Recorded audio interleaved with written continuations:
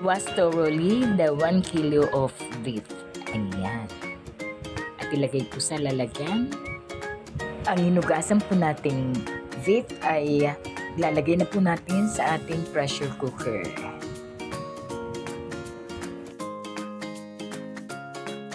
Lutuin po natin ng konti. Ayan. So, ilalagay na po natin ang onion at garlic. Yan, sabay na po sila at haluin ng konti. Konting patis para lalong sumarap.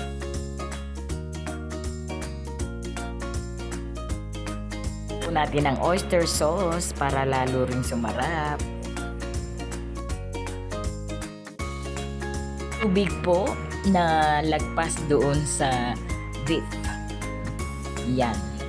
At haluin din po ng makikita ninyo lagpas doon sa beef. At then lalagyan po natin ng Knorr cubes.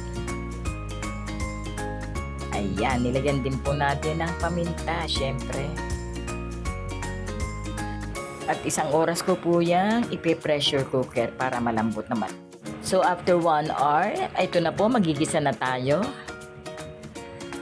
Unahin po natin ang sibuyas, then bawang, lalagay ng bawang. Yan po. And then, syempre, ilalagay na po natin yung na-pressurize na beef. Yan. Halu-haluin po.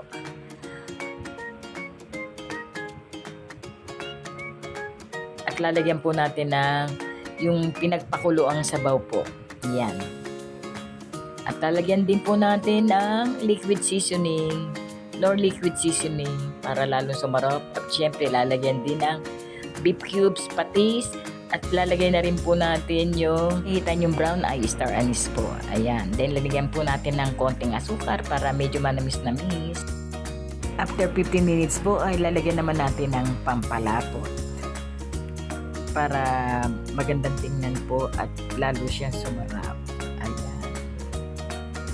For 20 minutes po ay luto ng ating pares. Ang mga anak ko po ay mahilig sa gulay, so pagkaluto po ng pares ay nilagyan ko ng cabbage at saka syempre pechay, lalagyan din po natin. Yan, masarap po ang pechay. Mahilig po sila sa gulay para healthy.